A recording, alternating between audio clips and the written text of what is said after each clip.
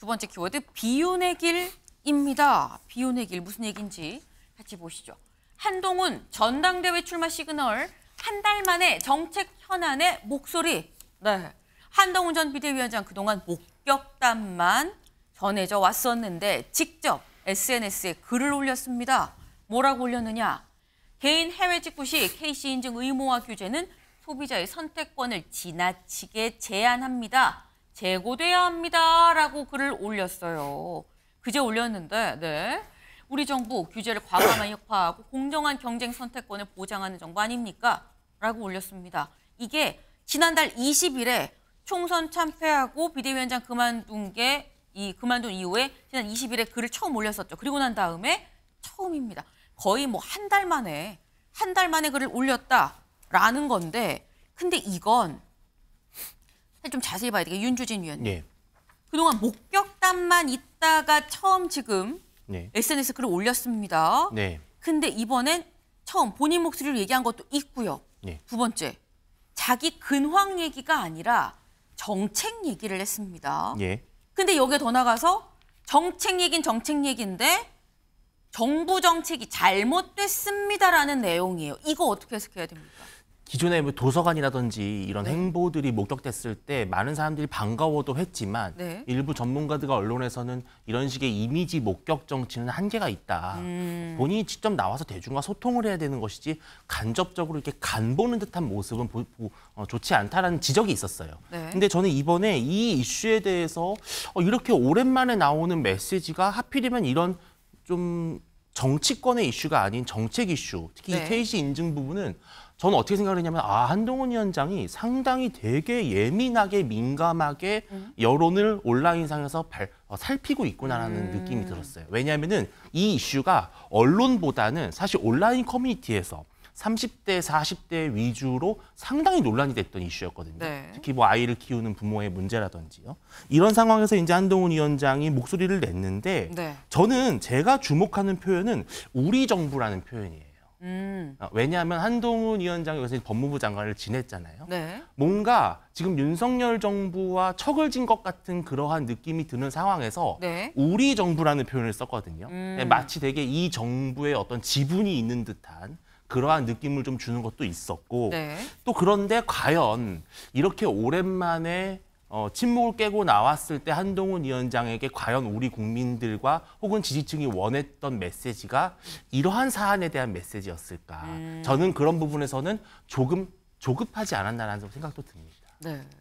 근데 그럼 짧게 이것만 여쭤봅니다. 여기에서 보이는 한동훈 전 비대위원장은 비윤으로 분류가 될 수 있는 겁니까? 친윤으로 분류가 될 수 있는 겁니까?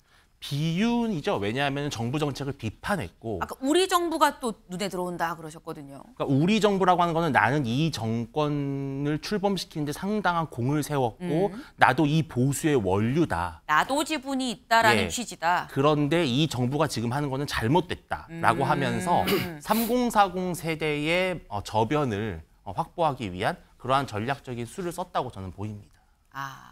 아까 말씀하신 우리 정부라는 게 나는 윤석열 정부와 함께 가는 그런 느낌의 우리 정부는 아니고 나도 별개로 내 지분이 따로 있다라는 걸 강조한 거 아니겠느냐라는 말씀이셨어요. 김광선 변호사님. 네, 지분까지 나온 것은 좀 과도하다 이렇게 보고요. 네. 일단 비윤, 친윤 하면 뭐 비윤될 수도 있고 친윤될 수 있다고 봐요. 그러니까 어느 한쪽으로 쏠려서는 안 되고 지금 이번에 낸 저러한 목소리 자체도 뭐 처음에 비판하는 곳은 비윤 아닙니까? 네. 하지만 우리 정부는 뭐 규제도 과감히 혁파하고 공정한 경제, 선택권을 보장하는 정부다고 해서 칭찬했잖아요.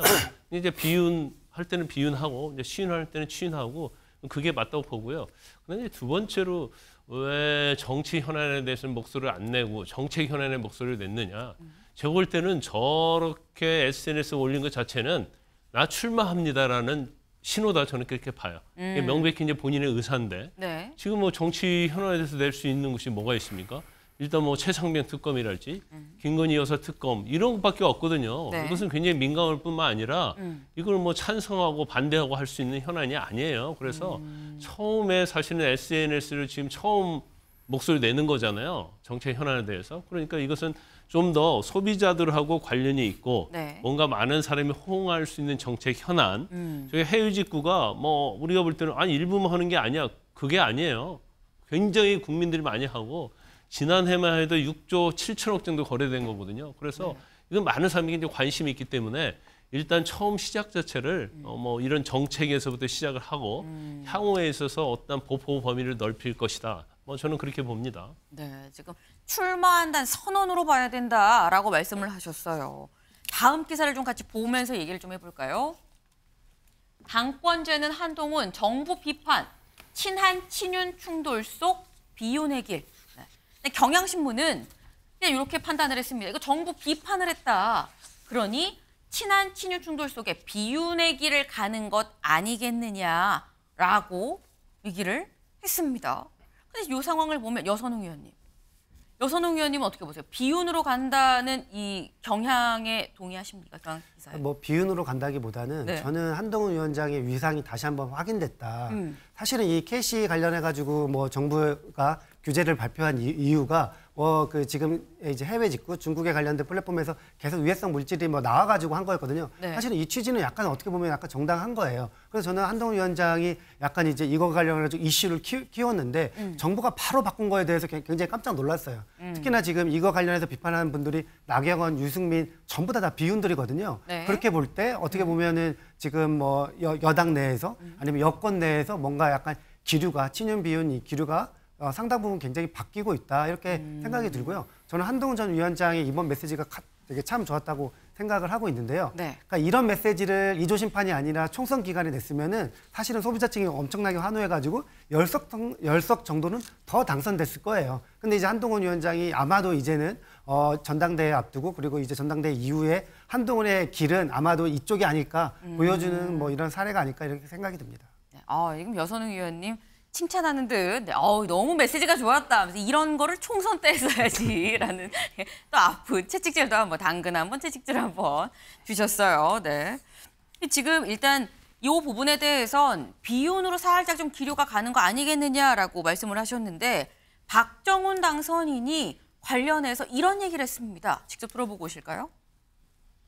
이 윤석열 정부가 지금 이제 지지율이 많이 떨어졌잖아요. 예. 그리고 한동훈 위원장 지지율도 좀 떨어졌어요. 예. 그러니까 윤석열 대통령 지지하는 분들이 한동훈 위원장을 싫어하기 시작했어요. 그리고 한동훈 위원장을 좋아하는 분들은 예. 대통령의 국정 운영 방식을 더 거칠게 비판하기 시작했어요. 예. 그러면 지금 상황에서 우리가 하나로 뭉쳐야 된다 그러면 두 사람의 갈등을 풀어야 됩니다. 그래야지만 당이 하나가 당정이 하나가 돼서 앞으로 나갈 수가 있기 때문에 지금 박정훈 당선인의 얘기를 들어보면 윤 대통령 지지층과 한동훈 전 비대위원장 지지층이 지금 디커플링 되고 있다, 좀 나뉘어지고 있다라는 좀 그런 얘기를 지금 하고 있습니다. 근데 이게 윤주진 의원님, 예. 실제 당 내부에서 윤 대통령의 지지층과 한동훈 전 비대위원장의 지지층이 이젠 다르다고 판단을 하고 있습니까? 그런 기류가 보여요. 상당히 그런 기류가 뚜렷하게 뚜렷하다. 확인됩니다. 왜냐하면 지금 당 내부에서 특히 이 정치권의 고관여층의 사이에서는 네. 한동훈 위원장이 만약에 이번 전당대회를 출마해서 당대표가 되면 더 거칠게 용산을 비판하고 각을 세우고 마이웨이를 갈 수밖에 없을 것이다 라고 하는 관측이 지배적입니다. 네. 그래서 한동훈 위원장이 되는 것이 한동훈 위원장 본인의 어떤 대권이나 당권에는 상당히 도움이 될 수 있지만 네. 이 보수의 분열이 일어날 수 있다라는 우려가 상당히 커요. 그래서 아까 박정훈 당선인이 말한 것처럼 어찌됐든 용산과 한동훈 위원장이 풀어야 이 난국을 타개할 수 있다는 것인데 지난번 이 오찬 제의와 거절 또 그 이후에 어떤 여러 가지 메시지 또 이번에 나온 것도 보면 상당히 불편하다라는 거를 드러내는 거거든요. 그래서 한 위원장 입장에서는 윤석열 대통령 그늘에 계속 있을 수 없다라고 판단할 수밖에 없을 거예요. 네. 그래서 이 둘의 이 평행선은 당분간은 유지되지 않을까 예상을 합니다. 이 둘의 평행선은 일단 당분간은 유지가 될 것이다 말씀하셨는데 요 얘기는 사실 아까 김광삼 변호사님이 한 얘기랑 또 약간 또 연관이 좀 있는 것 같기도 한 게 주원규 위원님. 네. 아까 김광삼 변호사님 말씀은 이게 구집이 지금 현재 얘기할 수 있는 게 뭐 최상병 특검, 김건희 여사 특검들 굉장히 이런 부분이 여기에 대한 입장이 아니라 정책인 KC 인증, 해외 직구 금지 부분에 대해서 얘기를 한 거는 좀 비켜간 거 아니겠느냐. 그리고 윤주진 위원도 평행선을 당분간 달릴 거다라고 말씀하셨는데 그 흐름에 대해서는 어떻게 보세요? 저도 같은 의견이지만 조금 더 저는 적극적인 포석이 있다고 생각을 해요. 한 위원장님. 저는 친윤을 포섭하려는 포석이라고 생각이 듭니다.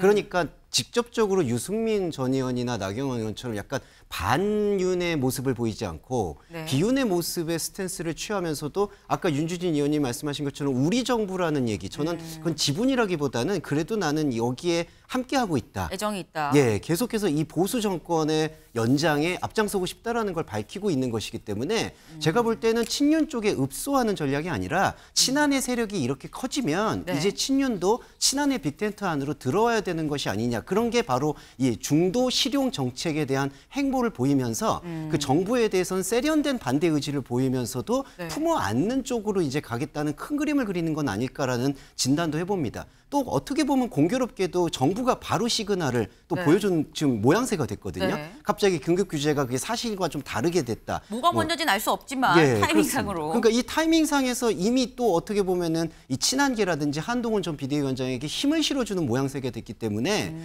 어떻게 보면은 친윤 안에서의 이제 친한계로의 이동을 노리고 있는 것이 아닐까. 근데 그 전제는 무조건 당권에 이제 전당대회에 나온다라는 전제가 있을 때 가능할 것 같습니다. 친윤의 흡수까지도 생각을 하는 거 아니겠느냐라는 말씀이에요. 실제로 한동훈 전 비대위원장 처음에 뭐 집에서만 있으면서 전혀 얘기가 없었죠. 그러다가 동네 도서관, 이 뭐 목격담 등이 좀 나오기 시작했습니다. 그러다가 직접 SNS에 글을 올리고 이제 한 발 한 발 세상 밖으로 좀 나오고 있는 것 같다라는 생각이 드는데 관련해서 심지어 북콘서트나 뭐 유튜브 방송도 염두에 두고 있다는 얘기도 있어요. 이 일부 이 언론 보도에 따르면 이 한 친한계 이 인물의 얘기는 유튜브를 개설하거나 지방순회 북콘서트를 하거나 법률 봉사를 하거나 이런 등등의 상황도 좀 얘기는 되고 있다라는 얘기가 나옵니다. 정치 재개를 위해서 다양한 방식이 거론되고 있다라는 건데 이게 여선웅 의원님. 정치 재개를 위해서 유튜브 개설, 지방순회 북콘서트, 법률봉 사실 이런 게 뭐 이렇게 사실 뭐 몸 푸는 걸로 될 수 있긴 한데 그 전당대회가 있거든요. 전당대회가 있는데 이런 활동을 할 수 있을까라는 생각도 들어요. 그러니까 만약에 이제 전당대회 출마 선언하기 전에 네. 저런 행동을 한다고 하면은 사실은 그렇게 크게 도움이 될 것 같지는 않습니다. 그러니까 지금 나오고 있는 지금 한동훈 전 비대위원장의 메시지와 행보만으로도 약간 충분하다. 근데 전당대회 출마 선언하고 나서 전국 순회하고 하는 거는 뭐 캠페인의 일환으로 볼 수 있을 것 같은데요. 지금 한동훈 뭐 책임론이 어쨌든 친윤계 당내 주류에서 굉장히 거세기 때문에 네. 약간은 좀 겸손한 모드로 해야 되지 않냐. 그러니까 지금 나오고 행보 정도는 뭐 최소한의 정도거든요. 근데 너무 적극적인 행보를 보이면 오히려 약간 역부에 불지 않을까 뭐 이런 생각을 가집니다. 오히려 너무 적극적으로 활동을 하면 역풍도 불 수 있다라는 말씀을 하셨어요. 일단 약간 지금 현재 오늘 얘기되는 건 전당대회 나오는 건 이미 뭐 픽스가 된 상황 아니겠느냐라는 게 지금 대체적인 시각입니다. 그런데 전당대회 나올 때 같이 딸려서 나온 얘기가 항상 총선 백서 얘기죠. 총선 백서에서 한동훈 전 비대위원장의 책임이 뭐라고 어떻게 어느 수위로 실릴 것인가라는 얘기인데 이 관련 총선 백서 관련해서 총선 백서 특위 위원장 조정훈 의원이 이렇게 얘기를 했습니다. 들어보실까요? 백서팀이 한동훈 책임으로 이 총선 패배를 몰고 가는 건 아니야. 뭐 이런 불만이거든요. 이런 비판 어떻게 생각하십니까? 한동훈 위원장이 네. 본인이 책임이 있다고 인정을 했기 때문에 비대위원장에서 그 다음날 사퇴한 거 아닙니까? 예. 그래서 한동훈 책임론 책임이 있습니다. 그걸 어떻게 부정합니까? 대통령도 책임 있으시죠. 책임 있음을 실감한다. 그래서 기자회견도 하시고 바꾸겠다 하신 거 아닙니까? 예. 책임은 모두에게 있습니다. 국민의힘 구성원 모두에게 있고 예. 권한이 크면 클수록 책임도 더 많다. 목에 칼이 들어와도 얘기할 수 있습니다. 네. 지금 특위위원장인 조정훈 의원은 이렇게 얘기했어요. 윤 대통령도 책임이 있고 한동훈 전 비대위원장도 책임이 있다. 그건 내가 목에 칼이 들어와도 얘기할 수 있다. 기본이고 팩트 아니겠느냐라고 얘기를 했습니다. 근데 뭐 특위위원장 입장에서 여기저기 다 이제 총선 참패 관련 얘기를 듣는 입장에서 뭐 할 수도 있는 문제긴 하죠. 근데 또 조정훈 위원장이 이런 말도 했습니다. 무슨 얘기인지 들어보시죠. 그리고 대한민국을 이끌어갈 수 있는 주권 정당, 제 재집권할 수 있는 정당으로 만드는 게 제 목표고요. 그 가운데 제가 뭐 빗자루를 쓸어야 된다든지 문을 열어야 된다든지 어떤 역할이 필요하다고 당원들께서 말씀하시면 뭐 해야겠죠. 조정은 의원님이 본인이 생각하실 때 한동훈 전 위원장보다 상대적으로 비교 우위에 있는 점은 뭐가 있는지 제가 좀 궁금하거든요. 이제 국제 경제 그리고 국제사회에서 있으면서 도대체 세상이 어떻게 흘러가는지는 아마 뭐 한동훈 위원장뿐만 아니라 다른 많은 정치인보다도 더 많은 시간을 보내지 않았을까. 네, 들으셨죠? 듣다 보면 이거 조정훈 위원장이 나가고 싶은 것 같은데 라는 생각이 듭니다. 뭐라고 얘기했느냐. 빗자루를 쓸든 문을 열든 당원들이 말씀하시면 이거 해야 되는 거 아니겠습니까? 제 무기는 경제입니다. 라고 얘기를 했습니다. 일단 김광삼 변호사님. 네. 뭘 쓸고 뭘 열고 나간다는 걸까요? 본인은 뭐 야심이 있을 거예요. 여러 네. 가지로. 그래서 특히 이제 이번에 TF 팀장 맡았는데 총선 백서 관련돼서 이제 그 지위를 제가 볼 때 이제 100% 활용을 하고 있는데 이제 문제가 발생한 거죠. 어떤 문제가 발생했냐면 지금 조정훈 의원의 말이 틀린 건 아니에요. 한동훈 책임 또는 대통령의 책임이 다 있다. 네. 한동훈 비대위원장도 자신의 책임이 있다고 말하지 않았느냐 이제 이런 얘기를 하는데 네. 지금 TF 그 위원장 맡으면서 계속 하는 얘기가 이제 한동훈 비대위원장 책임을 강조를 하고 있거든요. 그러니까 친한계도 마찬가지고 이걸 책임을 전제로 해서 총선 백서를 만드는 게 아니냐 그런 얘기를 할 수밖에 없고 그다음에 언론에 나와서 계속 한동훈 윤 대통령 다 책임 있다는 얘기를 해요. 근데 백서 자체가요. 누구의 책임 있는 걸 전제로 해서 백서를 만들면 안 되거든요. 백서를 만드는데 결론을 따져보니까 한동훈 책임도 있고 윤 대통령 책임도 있다. 이렇게 가야 하는데 백서를 만들기 전에 이미 책임이 질 사람 둘을 딱 정해놓고 가는데 지금 강조를 하는 게 자연적으로 한동훈 책임을 얘기를 하고 있거든요. 그러니까 이건 뭔가 흑심이 있는 게 아니냐 이런 얘기를 할 수밖에 없고 네. 두 번째로 이제 본인이 그냥 난 TF 팀장으로 나의 최선을 다하겠다 이걸로 끝나면 모르는데 네. 아까 뭐 빗자루 얘기 계속 나오잖아요. 문도 열고요. 그렇죠. 그러면 나도 당대표를 나갈 생각이 있다 그런 의혹을 받을 수밖에 없고 근데 두 번째가 이제 하지 말아서 할 얘기를 했는데 한동훈 비대위원장하고 조정훈 의원하고 둘이 비교를 했을 때 누가 더 비교 우위에 있는 거죠? 어떤 점이라고 생각하니까 네. 이건 사실 비교 대상이 아니거든요. 그럼에도 불구하고 자기가 한동훈보다는 어느 점에서 낫다는 얘기를 하고 있잖아요. 그러면 본인 자체는 한동훈 비대위원장보다 자기가 어떤 면에서 우월하다고 생각하고 있구나. 그런 어떤 편협된 시각에서 총선 백서를 만들고 있는 게 아닌가. 그러니까 그냥 투명한 총선 백서가 아니고 자기의 어떤 정치적 목적을 위해서 뭔가 방향을 정해놓고 총선 백서를 만드는 게 아니냐.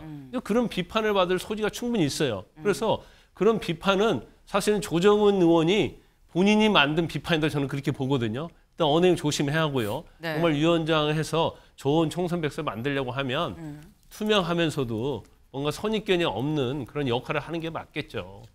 투명하고 선입견이 없는 역할을 해야 되는데 뭔가 지금 이 대답을 잘못하고 있다. 스탠스가 좀 잘못됐다라고 말씀하셨는데 관련해서 당 내에서 비판의 목소리가 나왔습니다. 뭐라고 나왔느냐. 네, 박상수 인천 서울갑 당협위원장 선수를 하려면 심판을 그만둬야 되는 거 아닙니까? 라는 얘기를 했고요. 김준호 서울 노원을 조직위원장 당대표를 하고 싶으면 특위위원장직을 내려놔야 됩니다. 동료의 패배를 자양분 삼아 정치적 출세를 꿈꾼다는 건 상식에 맞지 않지 않습니까? 라고 지금 얘기를 합니다. 여선웅 위원님. 지금 이 얘기들이 그런 것 같아요. 선수가 룰을 만들면 안 되는 거 아닙니까? 뭐 이런 얘기예요. 그러니까 지금 조정훈 위원장은 지금 이제 기준에서 보니까 굉장히 정치적으로 플러스가 굉장히 많이 됐어요. 본인의 존재감 같은 경우에도 네. 지금 조정훈 위원장이 국민의힘에 들어온 지 얼마 되지도 않았잖아요. 그쵸. 사실은 이제 영입돼서 들어온 케이스인데 이 한동훈 때리기에 굉장히 최전방 공격수로 나서면서 물론 지금 저렇게 이제 뭐 위원장 사퇴해라 비판을 굉장히 많이 받지만 또 친윤 내부에서는 어느 정도 약간 인정을 받는 거잖아요. 야, 속 시원하다. 지금 한동훈 위원장 별로 마음에 안 드는데 잘하고 있다. 이렇게 하는 걸 보니까 그러니까 이제 사실은 눈에 보이지는 않지만 조정훈 위원장에 대한 뭔가 이 지지도 당내에서 뭔가 꿈틀대는 걸 본인이 느낀 것 같아요. 그래서 이제 뭐 사실은 뭐 당대표까지는 약간 조금 어려울 수도 있지만 네. 전당대회 뭐 최고위원이나 뭐 어느 정도까지는 충분히 출마할 뭔가 이 발판을 만들었다. 그래서 조정훈 위원장의 뭔가 이번에 이 정치적인 이런 행보들은 상당히 조정훈 위원장한테 플러스는 많이 된다. 그래서 사실상 지금 한동훈 위원장이랑 굉장히 같이 이제 언급이 되고 있잖아요. 네. 언급량도 굉장히 많을 것 같아요. 조정훈 위원장 굉장히 영리한 정치를 하고 있다. 이렇게 또 평가를 할 수 있을 것 같습니다. 네. 일단은 조정훈 의원 입장에서는 나쁘지 않은 정치 행보다라는 말씀을 하셨는데 주원규 위원님. 저는 짧게 말씀드리고 싶은데 약간 반대 의견이 네. 이게 배신의 프레임이 될 수도 있어요. 왜냐하면은 당적도 옮겼지 않았습니까? 네. 거기에서 배신이라는 프레임이 있을 수 있고 네. 또 한동훈 위원장이 사실 영입한 케이스잖아요. 근데 자기가 영입한 사람을 또 배신한다. 지금 보시면 동료의 패배를 자양분 삼아 저는 거기에도 일리가 있다고 생각합니다. 그래서 지금 당장은 존재감을 놀리는 데 도움이 되겠지만 결국 표류할 수 있지도 않게 되지 않을까. 국민의힘 안에서 그것도 우려가 됩니다. 이거를 좋다고만 볼 수 있을 것이냐. 배신자 프레임도 분명히 우려를 해야 된다라는 말씀을 하셨습니다. 근데 이런 상황에서 지금 한동훈 전 비대위원장한테 뭔가 뒤에서 공격하는 거 아니야라는 의심이 드는 행보 아니냐. 조정훈 이 특위위원장이 그런 얘기를 하고 있는데 뒤에서 아니고 그냥 면전에서 한 번도 아니고 여러 번째 계속해서 공격을 하고 있는 사람이 있죠. 누구냐. 홍준표 대구시장입니다. 홍준표 대구시장 SNS에 어제 이런 글을 올렸어요. 네. IQ 80인 바보를 놀리니 그 바보가 하는 말 IQ 70도 있다. 그것보다 낫지 않나? 지난번 공관위원장이 정신승리라고 내뱉은 말이다. 두 초짜가 짜고 총선 말아먹고 이제 와서 뻔뻔하게 하는 말들에 분노한다. 조국이 주장하는 특검 받을 준비나 하시고. 네. 이 글은 현재 삭제된 상태입니다. 네, 윤주진 위원님. 예. 일단 왜 삭제했을까요? 요즘 패턴이 좀 이렇게 자주 그러시는 것 같아요. 올리고 삭제하고 올리고 욱하고 삭제하고. 썼다가 삭제하고 네. 욱하고 썼다가 삭제하시는데 삭제한 글들이 사실은 더 솔직한 심정들이 아닐까요? 예, 네. 그런 것 같아요. 두 초짜가 총선을 말아먹었다. 홍 시장 뭐 그동안 했던 말에서 계속 연장선상인데 어쨌든 같은 대권 주자잖아요. 근데 이제 한동훈 위원장이 만약에 전당대회에 나와서 당권을 거머쥐게 되면 여러 가지로 이제 본인에게 불리할 수 있다라는 것이고 또 지금 중요한 게 당권 대권 분리 규정이라는 게 있어요. 실은 이거 되게 중요한 변수인데 그렇죠. 원래 대선 1년 6개월 전에 국민의힘 당대표는 그만둬야 되거든요. 근데 그게 사실 생각보다 얼마 안 남았어요. 2025년 9월 정도입니다. 그러니까 이게 지금 전당대회를 7말 8초 이렇게 한다 치면 사실 당대표 1년짜리예요. 근데 이 당대표 1년 하고 나서 그러면 과연 한동훈 위원장이 당대표가 됐을 때 당권 대권 분리 규정을 손을 대지 않을 것이냐? 이제 이런 의심들이 지금 나오기 시작을 하는 거거든요. 그래서 한동훈 위원장은 막으려고 하는 것이고 이제 이런 식으로 계속 하는데 많은 분들이 그래요. 대구시정은 이렇게 바쁘지가 않은가 보다. 그런 말씀하시는 분들도 있거든요. 네. 좀 너무 과도하다 보니까 홍 시장님이 조금 이렇게 좀 자제하셨으면 좋겠다는 목소리도 많은 것 같습니다. 좀 과도하다라는 얘기도 있다. 오죽하면 대구시정 얘기까지 지금 나온다라는 말씀을 같이 해주셨어요. 네, 지금 홍준표 대구시장 올렸다 삭제하고 네, 다음에 또 무슨 글이 올라오는 걸까라는 약간의 이제 기대감도 갖게 되는 그런 상황입니다.